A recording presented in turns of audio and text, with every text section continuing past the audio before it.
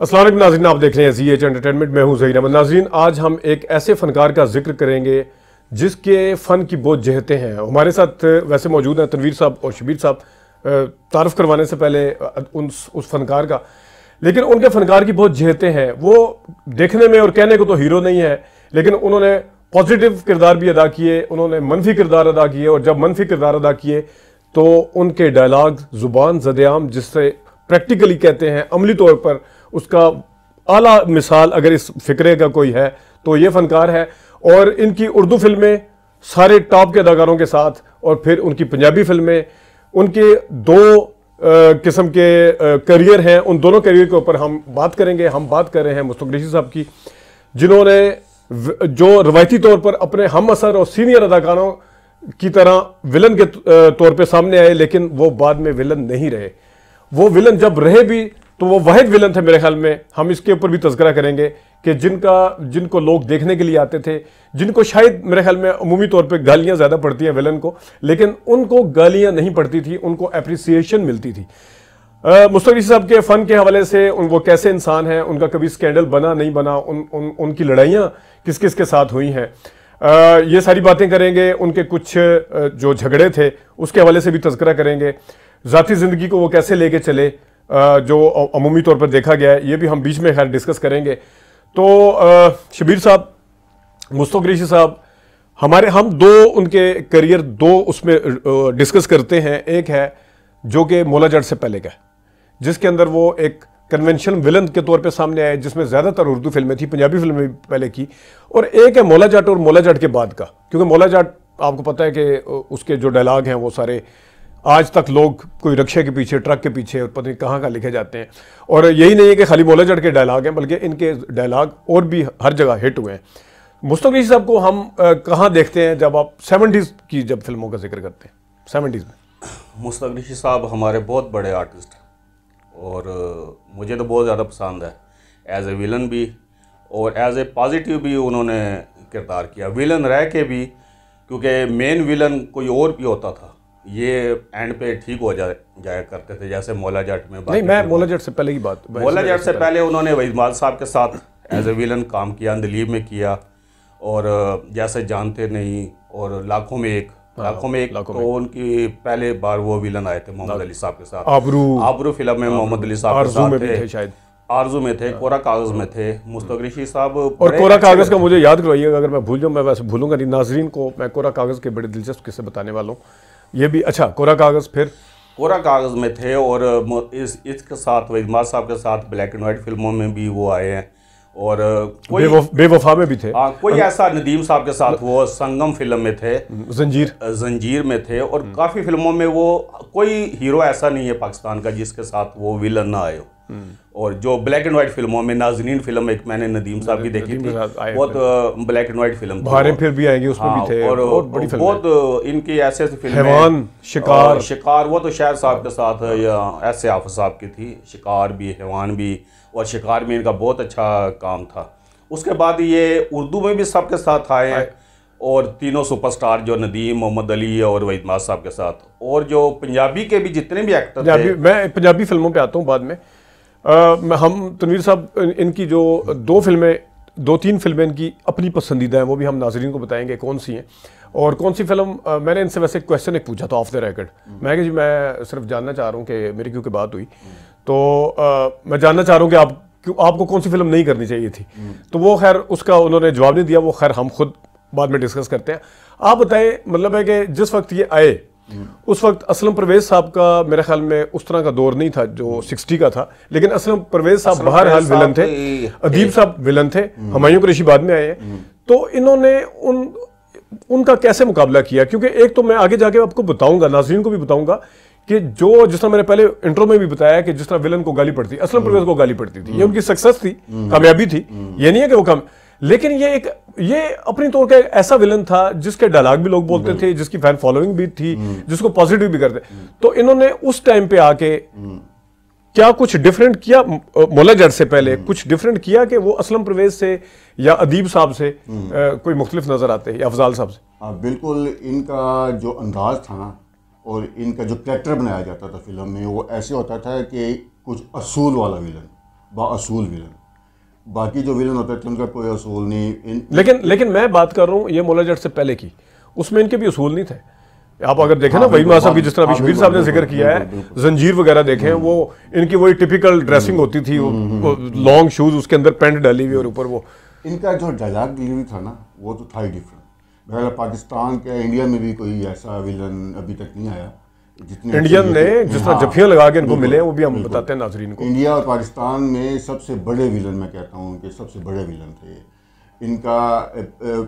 जो दौर आप जिक्र कह रहे हैं ना, उस दौर में तो खैर उसी स्टाइल की फिल्म है। लेकिन बाद में इनका जो अंदाज बदला है कि देखने वाले कहते थे कि एंड पे उनकी ख्वाहिश होती थी कि एंड पे बदल जाएं, हीरो के साथ मिल जाएं, क्योंकि इनका जो कैरेक्टर चलता था ना बाअसूल विलन होते थे। लेकिन वो सिर्फ पंजाबी फिल्मों में। अच्छा, वैसे मैं सुल्तान रईस साहब के साथ हो, और जो उर्दू फिल्मों में थे वो तो खालिद असलम परेज साहब की तरह। लेकिन उर्दू फिल्मों में मैं आऊँगा, उर्दू फिल्मों पे हम नाजरीन आपको बताते चलें कि जिस तरह आग याग थी बिलफर्ज, या चोरों का बादशाह थी, उर्दू फिल्मों में इन्होंने मरकजी किरदार भी किए हैं, यानी कि बिल्कुल पॉजिटिव किरदार है। इनके सामने इनके दूसरा विलन होता था, ये खुद विलन नहीं होते थे, उसमें वो कितने सक्सेसफुल रहे वो बाद में बात करते हैं।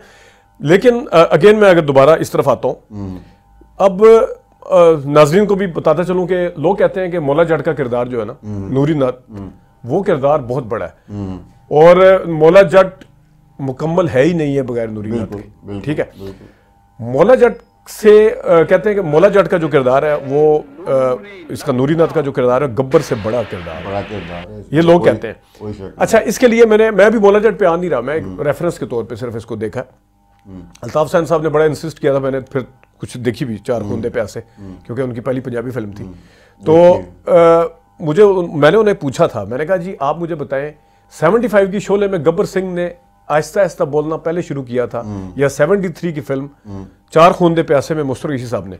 तो मुझे मुस्तफा ऋषि साहब की उसमें झलक नजर आती है पहले से, ये नहीं कि कुछ लोग समझते हैं कि शायद उन्होंने गब्बर सिंह के बाद किया था। आप क्या कहते हैं कि नहीं, पहले इनकी ब्लैक एंड व्हाइट मूवी जितनी है, मतलब पहले कहते तेज बोलते थे, लेकिन मैंने चार खूंदे पैसे स्पेशल देखी है, वो शोले से पहले आई थी। इनकी ब्लैक एंड व्हाइट मूवीज मैंने देखी हैं, जिसमें भी उनका अंदाज ऐसे ही था, बड़े अपने स्टाइल धीमा धीमा सा, और जिस तरह बोलते थे वो ऐसे ही है।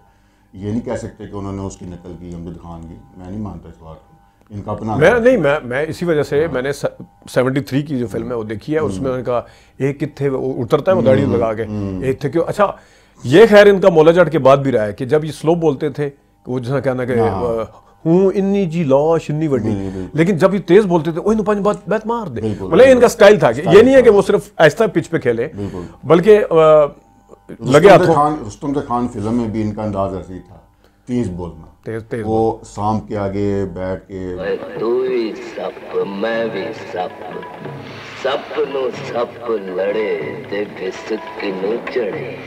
मैं नाज़रीन को बताता चलूँ, रुस्तम खान वो फिल्म है जिसमें सुल्तान यूसुफ खान भी थे, लेकिन मुस्तफा ऋषि साहब ने दोनों के दरमियान में अपनी एक जगह बनाई और निगार अवार्ड मिला रुस्तम खान में उन्हें, और क्लास की अदाकारी की रुस्तम खान में। जा चला जा मैं बड़ी बड़ी शर्मा। तो आप ये कहते हैं कि इनका अपना अंदाज था बोलने का, और ये भी मैं एक क्रेडिट देता हूँ। इनसे मैंने एक दफ़ा पूछा था, मैंने कहा आप पंजाबी होने के, प्योर सिंधी होने के बावजूद आपने पंजाबी, कहते जिस टाइम अल्ताफ हुसैन साहब मेरे सामने पास आए तो उन्होंने कहा जी चार खूंदे प्यासे आपने करनी। उन्होंने कहा मेरा लहजा नहीं है, मुझे आती नहीं है पंजाबी। उन्होंने कहा जी बस आपने करनी इंसिस्ट किया उन्होंने, और शायद यही वजह थी कि अल्ताफ हुसैन साहब इस चीज़ का क्रेडिट भी ले रहे थे कि उन्होंने उनको इंसिस्ट किया। उन्होंने कहा जी जो आप बोलेंगे, जो कुछ करेंगे आपने ये करना है, ये करना है, इस तरह करके। तो फिर इन्होंने एक लॉजिक भी दी जो कि मुझे बड़ी समझ आई। वैसे वो कहते हैं कि जो उर्दू के अल्फाबेटिकल या पंजाबी के अल्फाबेटिकली हैं वो 26 या 28 ये जितने भी हैं, सिंध के बहुत ज्यादा हैं। कहते हैं वो ये वाले पंजाब के जितने भी हैं इसमें कवर हो जाते हैं सारे। तो मेरे लिए कोई इतना मसला नहीं था, लेकिन बहरहाल उनको क्रेडिट जाता है कि उन्होंने वो किया। अब आते हैं जरा थोड़ा मौला जट के किरदार को जो अमर किया है, और जिसकी वजह से केमिस्ट्री जिसे कहते हैं, केमिस्ट्री एक नहीं होती, दोनों की होती है। अगर सुल्तान रईस साहब के सामने मुस्तफा ऋषि साहब ना होते, और नासिर अदीब साहब का आपने सुना होगा कि नासिर अदीब साहब ने बाकायदा कहा था कि मैंने एक ऐसे विलन को तख्लीक किया कि जो बहुत ताकतवर हो। कदी फनियर सप दा वी सिर चुक्या है सोनिया। जिसको मतलब क्रिटिक कहते हैं, फिल्मी क्रिटिक और मैं नहीं इंडियन के क्रिटिक कहते हैं कि गब्बर सिंह से बड़ा विलन था इसी वजह से कि मौला जट की उसकी जो नूरी नत था और जो उसके डायलॉग थे, उस मौला जट के किरदार को कैसे देखते हैं?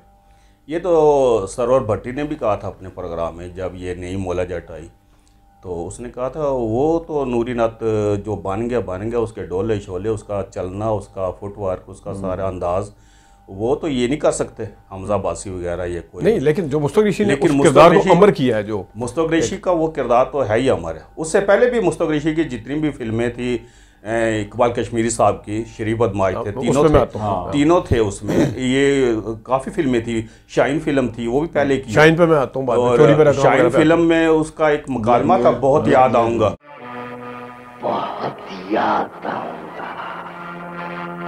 बहुत याद आऊँगा, इतना अच्छा मुकालमा था। शाहीन फिल्म का गेटअप, ब्लैकमेल का गेटअप, हमें तो उसमें, और ब्लैक वारंट में ये भोबत वो बना हुआ था डाकू, ब्लैकमेल में और ब्लैक वारंट वो जिसमें सुधीर साहब हाँ, वो आंखों की ब्लैकमेल में कहता बर्दाश्त करो ब्लैकमेल में। चोरी मेरा काम में बड़ा अच्छा काम, और चोरी मेरा काम में स्टार्टिंग इसी से होती है, सारी फिल्म ही इसी पर है, मुस्तक ऋषि साहब पर, जो चोरी मेरा काम। इकबाल कश्मीरी साहब ने इनको बहुत अच्छे किरदार में रखा, और आशा नशर जो थी वो तो हैदर चौधरी साहब ने वो शोले की थी काफ़ी थोड़ी सी, तो लेकिन जब भी आता था इनके ऊपर स्पेशल म्यूज़िक रखते थे मौसीकार, कि मुस्तक ऋषि का जब भी सीन होता था, और मौला जाट का जब भी मुस्तक ऋषि साहब की एंट्री होती थी, वो म्यूज़िक अलग, इसका अलग म्यूज़िक होता था।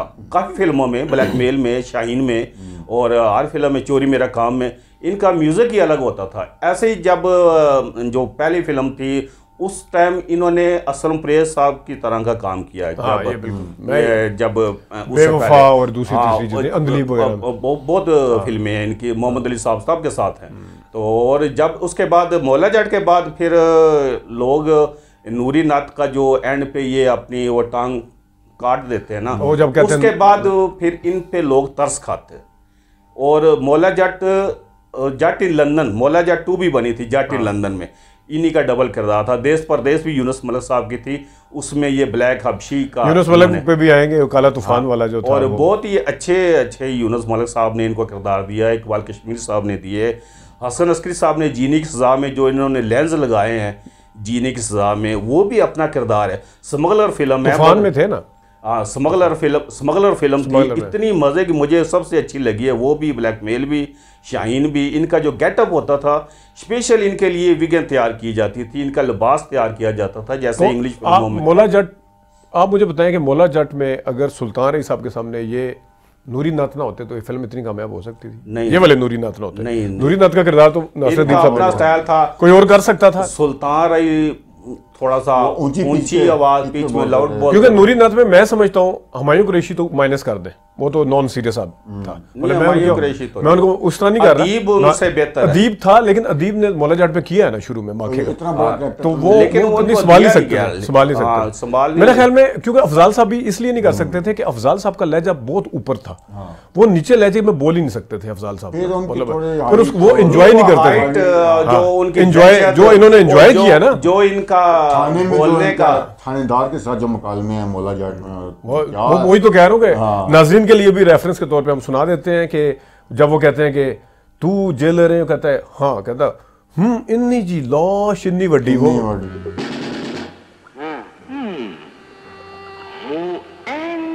छोटी ते लाश इन्नी वड्डी। इनके तो बहुत ही बागित कानून, आसिफ खान साहब के साथ इनकी केमिस्ट्री कितनी अच्छी मिलती थी। सार्जेंट फिल्म मैंने मौला जट पे तो मैं जल्दी आ गया। खैर सार्जेंट फिल्म में इन्होंने गाना भी पिक्चराइज करवाया था, क्यों शराबी शराब पीता है, क्यों शराबी शराब पीता है। और सार्जेंट में इनका किरदार बड़ा जबरदस्त, बहुत ही असल विलन तो वो अदीब साहब थे, अफजाल थे, और इनका नेगेटिव पॉजिटिव दोनों किरदार थे।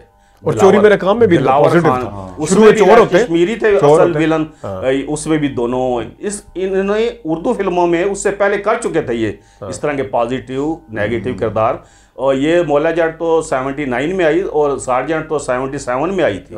तो वो पहले कर चुके थे पॉजिटिव, उसी को देख के सरवर भट्टी साहब ने या यूनुस मलिक साहब ने इनको पंजाबी में इस तरह का किरदार था। और मैं ज़रा तनवीर साहब पे अगले क्वेश्चन पे जाने से पहले मैं नाजरीन को, मैंने उनसे जब बात की, मैंने कहा जी 2 फिल्में 3 बताएं अपनी, उन्होंने कहा जी लाखों में एक मुझे बहुत पसंद है। और मेरी हैरानगी के लिए कि उन्होंने कहा कि जो जंजीर फिल्म है मुझे बहुत पसंद है अपनी, हाँ जंजीर फिल्म। तो आप ये बताएं कि जो मौला जट नूरी नाथ वाला किरदार, थोड़ा सा उसके ऊपर मैं चाहूंगा बात करें।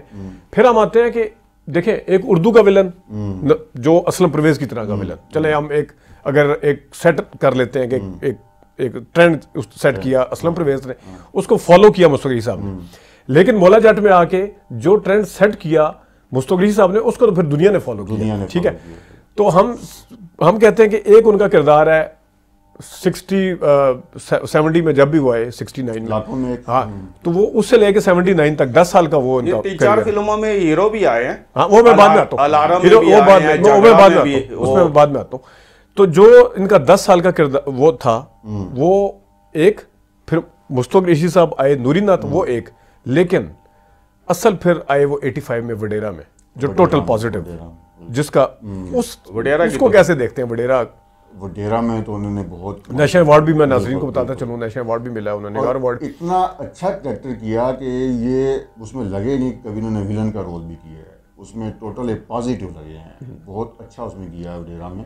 और उसके बाद फिर और आगी आग में भी बड़ा अच्छा कैरेक्टर था इनका। फिर उसके बाद चोरों का बादशाह में बड़ा अच्छा था, काफ़ी फिल्मों में इन्होंने ना उसमें। तो अभी क्योंकि शबीर साहब जिक्र कर रहे थे कोई हीरो आने का, तो जिस तरह इन्होंने अलार्म का बताया, कुछ बाइकआउट वगैरह में झगड़ा एक फिल्म और भी आई थी, वो बड़ी बुरी तरीके से पिटी थी। एक मेरे ख्याल में ये साइड में भी थे, ये एक साइड ऐसी है। और अफजाल साहब भी आए हैं 1-2 फिल्मों को, तफन्ने खान और ये वो नहीं, अभी मुस्तफा साहब का ये है कि एक मेरे ख्याल में ये साइड इनकी ऐसी है जो थोड़ी सी लैग करती है। लैग इस तरह करती है कि इनको मरकजी किरदार मिले इस तरह के।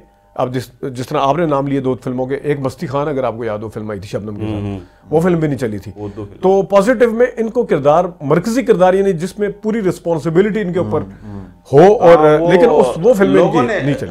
लोग जैसे असलम परवेज साहब को जब वो विलन बने दोबारा वो पॉजिटिव भी करते थे, उनका अंदाज ऐसा था वो फिर अच्छे नहीं लगते थे असलम परवेज साहब।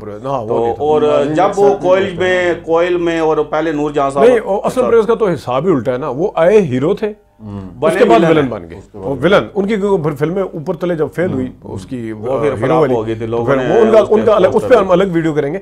लेकिन जो मुस्तफा साहब है, अब अगर आप उठाएं वडेरा के बाद फिर आगे उठा लें, आगे के लिए उन्होंने गेटअप वो पूरा चोरों का बादशाह काफी, उन्होंने वो सारा कुछ के साथ तो बहुत फिल्में हैं। और ये दोस्त भी, एक फिल्म आई थी, अगर आप ज्यादातर ये जान मोहम्मद की फिल्मों में मुस्तफा ऋषि साहब थे। और इंटरनेशनल गुरिल्ले में देखे ना, पॉजिटिव हांगकांग के शोले में सब में इन्होंने ना पॉजिटिव किरदार किया। अदीब विलन होते थे, अदीब और हुमायूं कुरैशी बेंगाल के चोर में भी, आंधी और तूफान में भी इनका पॉजिटिव था। कितनी बड़ी कास्ट थी आंधी और तूफान।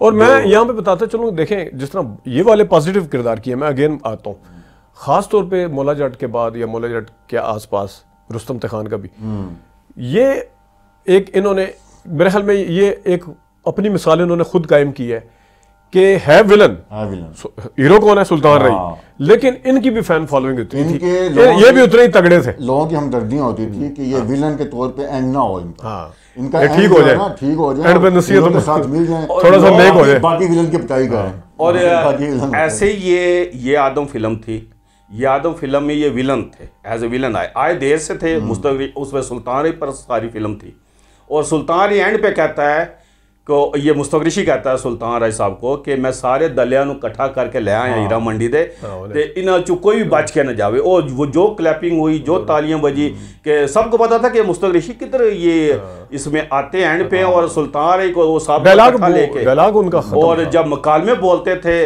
वो मुस्तफा ऋषि, जब वो इतनी ऊंचे आवाज में वो गुस्से में सुल्तान ये सब बोलते थे, ये इतना कूल डाउन होकर उसको ठंडा कर देते थे। वहीं पे एक मुकालमे बोलते थे सुल्तान वहीं पे। अच्छा, इनके मुकालमों को हम ये नवा है सोने ये तो हमने बहुत एंजॉय किया। फिर वो जदू टूरेंगा ते नूरी नत नत दी आवाज होगा जब हम प्रैक्टिस किया करते थे एक्टिंग की, इनके मुकाबले में। और एक और इनका था कि मलंगा का था या किसका पता नहीं डायलॉग था, एक और भी था जिसमें बड़े हंसे थे।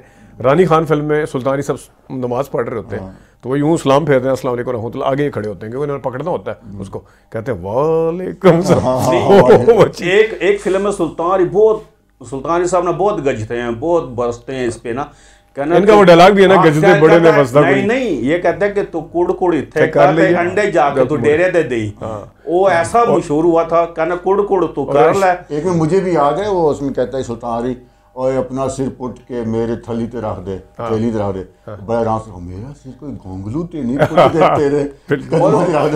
इनके मुकालमों में ना बड़ा मजा आता था, नहीं एंजॉय करते थे। मेरा एक वन लाइनर है, मैं खैर इसके ऊपर ज्यादा नहीं आना चाहता, the legend of Maula Jatt पे हमजा ने एंजॉय नहीं किया, मुस्तफा ऋषि साहब एंजॉय करके बहुत सारी दुनिया को, जिसने भी ये फिल्म देखी है the legend of Maula Jatt, एक को छोड़ के, एक मुझे पिछले दिनों में पता नहीं कौन असली मिराज साहब थे को, सबको हमजा का किरदार ज्यादा अच्छा लगा एज कम्पेयर टू मौला वो जो फवाद खान के। लेकिन मुझे हमजा का, क्योंकि हमने मुस्तफा ऋषि साहब को हमने इतना कंगाला हुआ है, इनको क्या पता, ये नई नस्ल को नहीं पता। फिल्म का जीदार में वो 10 बंदों को कहता है कि मैनू बैंत मारो, मैनू डंडे मारो, और 10 बंदे मारे होते हैं और फिर वो थक जाते हैं, ये कहता है ये तोड़ देता है डंडे, कहता है तुम्हारे को मार दे, ये मारना। अच्छा थोड़ा नाज़रीन को बताते चलो, इनको वडेरा में भी बहुत अच्छे, वो मैं बाद में आता हूँ। वडेरा में इनको अवार्ड मिला हुआ है, लालंदी में इनको अवार्ड मिला हुआ है, आग याग में इनको अवार्ड मिला हुआ है, फिर शेर खान में, रुस्तम खान में शेर खान का किरदार बड़ा अच्छा था। क्योंकि देखिए रुस्तम खान और शेर खान को मैं इसलिए नंबर देता हूँ, मौला जट में यूसुफ खान नहीं थे, मौला जट में इकबाल हसन नहीं थे, शेर खान में मेन टाइटल कर रहे हैं इकबाल हसन, अच्छा रुस्तम खान में मेन टाइटल दो कर रहे हैं यूसुफ खान और सुल्तान रही।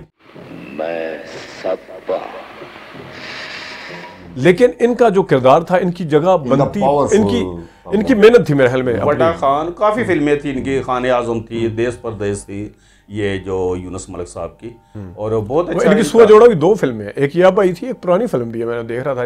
कौन से? सुआ जोड़ा। सुआ जोड़ा तो ये नजमा और उसकी थी, ये एक अभी भी आई थी ना नरगिस के साथ, मैंने अपलोड भी की थी। लाल जोड़ा था, ये सुआ जोड़ा थी नरगिस की, शान वगैरह की, ये इतनी खास नहीं, वो पुरानी उसमें, इसमें भी वो सही सब। अच्छा अब मैं थोड़ा सा आता हूँ जरा एज ए ह्यूमन बीइंग भी, और खैर उसकी तरफ आने से पहले मैं जरा दिलचस्प चीज़ आपको बता दूं। काला तूफान का जिक्र बड़ा करते हैं कुरैशी साहब। काला तूफान में कहते हैं जी वो यूनुस मलिक साहब हमारे पास आए, तो यूनुस मलिक साहब ने कहा जी घोड़े तो तुसी बड़े बह गए हो, तो हुण तुहानू कट्टे ते संडे ते बिठाना। कहते फिर वो मैं संडे के ऊपर बैठा हूँ, उन्होंने बिठाया, कहते घोड़े को तो कुदरत ने बनाया ऐसे है कि उसके ऊपर सवारी की जाए।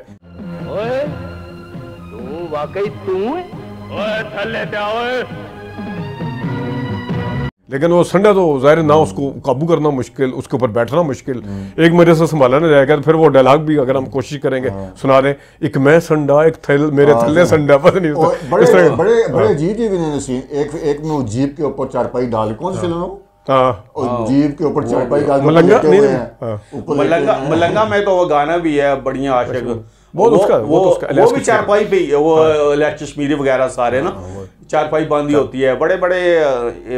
अच्छा अब मैं थोड़ा सा अपने, क्योंकि एक तो एज ए प्रोड्यूसर भी बताते चलें, वैसे तो कुछ लोग कहते हैं कि 400 फिल्मों में काम किया, खुद ये कहते हैं 700 फिल्में होंगी इतनी, क्योंकि अगर सुल्तान रही साहब ने इतनी फिल्मों में काम किया, ये तो उससे भी ज्यादा है, क्योंकि इन्होंने तो उर्दू में भी, इन्होंने तो अपने देखो सदीर साहब के साथ ये आए अंदाता में जैसे थे, बाकी उससे पहले भी वारदात में थे ये, और काफी फिल्मों में ये सदीर साहब के साथ भी आए हैं, अखरा में नदीम भाई मोहम्मद अली के साथ, मोहम्मद अली साहब के साथ ये आए हैं, कोई पंजाबी का, इकबाल हसन साहब के साथ ये थे, और आज़ाद साहब के साथ, आसिफ खान साहब के साथ, बदर मुनीर के साथ, आतिश में भी थे ना, बदर मुनीर के साथ, आतिश के तो यही विलन थे, गैर ज़ख्म में यही थे, मुमताज अली खान साहब ने इनको बहुत अच्छा, रेशम में नहीं थे ना, रेशम में यही थे ना, आसिफ खान और इन्हीं की तो ज्यादा फाइट थी, अकबर अमर अंथोनी में तीनों थे चौधरी साहब की, और तीनों थे, अंथोनी का किरदार इन्होंने बहुत अच्छा निभाया था। और मैं थोड़ा सा नाज़रीन और इकबाल हसन साहब ने सिख का बहुत अच्छा किया था, और आसिफ खान साहब ने, इनकी फिल्में तो इतनी है, उसके ऊपर अगर हम बात करना शुरू करें एक वीडियो, लेकिन हमने क्योंकि सारा कवर करना है, और मुस्तफा साहब को एक और बड़ा अच्छा क्रेडिट जाता है कि ये भी उनमें से चंद अदाकारों में से जो बड़े वेल ऑफ है माशाल्लाह,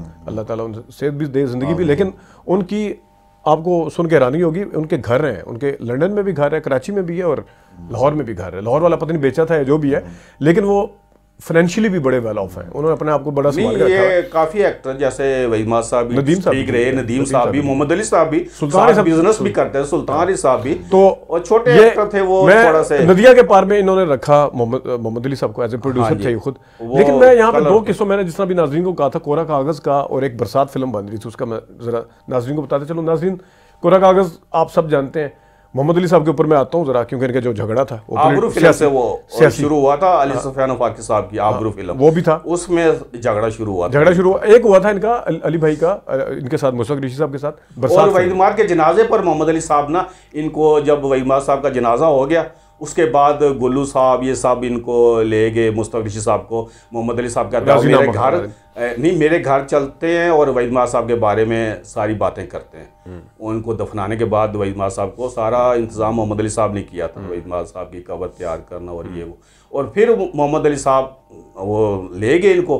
हालांकि दोनों एक दूसरे खड़पैंच थे, हैदराबाद के थे दोनों, वो सियासी थे, कोई एक वो इस तरफ चला पड़ा, ये है कि ये एक तरफ पीपल पार्टी की तरफ शुरू से ये पीपीपी और अपनी बात बड़ी कन्विक्शन के साथ करते थे। ज़ियाउल हक के साथ मैंने बताया ना कि उन्होंने कहा जी आप डायलॉग बोल के दिखाएं, नवा आया सोनिया, तो उन्होंने कहा जी एक जुनेजो के बेटे की शादी थी शायद, या जुनेजो किसी, तो उन्होंने कहा जी मैं डायलॉग बोलूँगा लेकिन आप जो है ना आप साथ देना होगा मुझे डायलॉग बोलने के लिए। उन्होंने कहा जी क्या, कहते जी नवा आया सोनिया आप कहें, वो कहते हैं ज़ियाउल हक साहब ने कहा या किसी ने कहा और ने कि नवा आया सोनिया, कहता है मैं आया 90 दिन के बाद ऐसा। तो उन्होंने वहाँ पे भी दिन छोड़ा कि बड़ी हिम्मत की बात होती है। और देखो उसके ज़ियाउल हक के साथ ऐसे उन्होंने रवैया रखा, और जब यहाँ पे आए थे इस्लामाबाद क्लब में, हम इनसे मुलाकात की, मैं इनको कह रहा आप ले, कहता सर आप लें, टी ब्रेक हो रही, और इतने अखलाक वाले, हम तो आपकी फिल्में देखते रहे और सर आप ले, वो मुझे सर कह रहे सर ये बहुत डाउन टू अर्थ है, बहुत इतने नाइस। मुझे अभी सलीम मिराज साहब मिले, सलीम मिराज साहब मुलाकात की, कहते यार मुस्तफ़ा ऋषि साहब के साथ पत्नी कोई ड्रामा किया था या फिल्म की, जो भी किया उन्होंने, कहते यार इतने नाइस आदमी हैं, इतने तसल्ली के साथ बैठ के सारी बात भी करनी और सुननी और पूरा सब। तो वो मैं नदिया के पार इसका कोरा कागज पे मैं बाद में आता हूँ। बरसात फिल्म में कहते हैं कि इन्होंने कट करवा दिया था अली भाई ने ना, मतलब ये मेरी इन्फॉर्मेशन है, ये मेरी इन्फॉर्मेशन है कि इन्होंने कट करवा दिया था। अब बरसात फिल्म वो थी जो जिस तरह की दिल दिया दर्द लिया और बाद में यहाँ पे दहलीज बनी ना, तो वो उन्होंने मारने थे हंटर, तो इन्होंने ये हंटर मारता है तो वो पता नहीं मोहम्मद अली साहब उसको रोकते हैं, खींचते हैं, क्या करते हैं कि मैं खींचूंगा, वो स्क्रिप्ट के अंदर नहीं था, इंसिस्ट किया। एक तो इसके ऊपर झगड़ा हो गया, तो अगले दिन कहते जी सुना है कि प्रोड्यूसर ने आगे कह दिया कि अली भाई नाराज हो रहे हैं तो आप ना आए, इसका मतलब आप काटें आज से। लेकिन वो अनफॉर्चुनेटली फिल्म भी नहीं बन सकी। तो दिलीप साहब भी करते नहीं, लेकिन दिलीप कुमार साहब ने दिल दिया दर्द लिया में बड़े खाए हैं, आपको याद होगा दिल दिया दर्द लिया में। नहीं वो वैसे अपना किरदार नहीं, अब किरदार की डिमांड डिस्कस करते थे, वो डायरेक्टर के साथ मेरा किरदार, वो प्राण था या कौन था दिल दिया में, वो बकायदा उसकी कमर पे पाँव रख के ऊपर चढ़ता है घोड़े के ऊपर। तो ये नदीम के भी ऊपर, नदीम तो जो लोग नदीम साहब की तो बाद में फिल्म बनी है ना, असल तो दिलीप कुमार साहब की थी ना फिल्म, असल तो वही थी। तो फिर अब वो क्या उन जैसों को, दिलीप साहब जैसों को कोई मसला नहीं था, लेकिन अली भाई का मैं अगेन बहुत अच्छे थे एज ए ह्यूमन बीइंग, लेकिन जाहिर है मूड का भी होता है। कोरा कागज में एंड पे जब वो कहते हैं ना तूने बंदे मारे हैं, तूने इज्जत लूटी, तूने फलाना फलाना, तो आगे से कहता हाँ मैं किया, मैंने किया, उर्दू फिल्म थी, मैंने किया, कहते इसके पर नाराज हो गए वो। एम अकरम की फिल्म कि आप ये इस तरीके से क्यों बोल रहे हैं, कैरेक्टर होता है, नहीं ये तो हालांकि इस तरह पर्सनल नहीं जाने चाहिए। और मुस्तफ़ा यूसुफ खान साहब के साथ भी, नहीं यूसुफ खान साहब का भी मैंने एक पढ़ा था कि वो संतोष बड़े सीनियर एक्टर थे, वो उसने ना एक किरदार था, यूसुफ खान नए थे, वो तो संतोष को हसरत फिल्म थी, वो धक्का दिया संतोष ने, कहता मैंने ओरिजिनल सीन ये फिल्म। बाद में फिर वो जब यूसुफ खान का सीन आया, थप्पड़ मारना था इसको संतोष को, तो इसने टका के लगाया थप्पड़ यूसुफ खान साहब ने, कहता मैंने भी ओरिजिनल सीन ये देना था इसलिए, कहता सब देखते रह गए, सन्नाटा छा गया सेट पर, और संतोष अपनी गालें माल रहा था, वो कहते कि सब ने समझाया, सब कहते कि वो कहता नहीं ठीक है कोई बात नहीं, तो वो दोनों ने ओरिजिनल सीन किया। लेकिन मैंने सुना है कि यूसुफ खान साहब के साथ भी ऐसा हुआ था, मुस्तफ़ा साहब के साथ ना, कोई किसी नूर जहां का कोई फंक्शन था या कोई अवार्ड का फंक्शन था, उसमें थोड़ा सा इनका हुआ था उसका, तो यूसुफ खान अच्छा एक चीज मुझे वैसे मुस्तफ़ा साहब की एक चीज मुझे नहीं समझ आई, वो ये है कि एक दफ़ा मैंने उनसे पूछा, उन्होंने हमारे पास नाज़रीन ने सुना भी होगा, वो आसिया का जो हुआ था मामला। हाँ। तो आसिया साहिबा ज़ाहिरा गई थी, तो वो मेकअप आर्टिस्ट था, कैमरामैन था रियाज भट्ट था या क्या नाम था। तो मैंने कहा जी अच्छा, मैंने उस टाइम 2-3 अदाकारों से बात की, निशो साहिबा से भी की थी, किसी और दो बंद गुलामुद्दीन साहब से भी की थी, किसी और से भी उस वीडियो में। तो सारों ने कहा था कि ये नहीं करना चाहिए था आसिया के साथ, ये ज्यादती थी। और मतलब उसकी वजह से लेकिन मुस्तफी साहब ने इनका साथ नहीं, वो उनको पसंद करते थे, तो क्या हो गया, मोहब्बत है। नहीं, ये मुझे नहीं समझ आई कभी। वो देखो ज्यादती थी, वो आसिया का फिल्मी कैरियर तबाह कर दिया था उसने ना, और किसी ने भी आसिया का साथ नहीं दिया था। आसिया उसकी वजह से फिल्म इंडस्ट्री छोड़ के चली गई थी, डिसहार्ट हो गई थी वो। फिर इसीलिए तो वो लंदन में सुल्तान रही साहब को मिली। वो फिल्म इंडस्ट्री से इतने जिसने इतनी फिल्मों में काम किया हो, और शहजादी थी वो फिल्म इंडस्ट्री की। जैसे वहीद साहब फिल्म स्क्रीन पर खूबसूरत नज़र आते थे, हीरोइनों में आसिया साहबा खूबसूरत नज़र आती थी, दोनों वाले।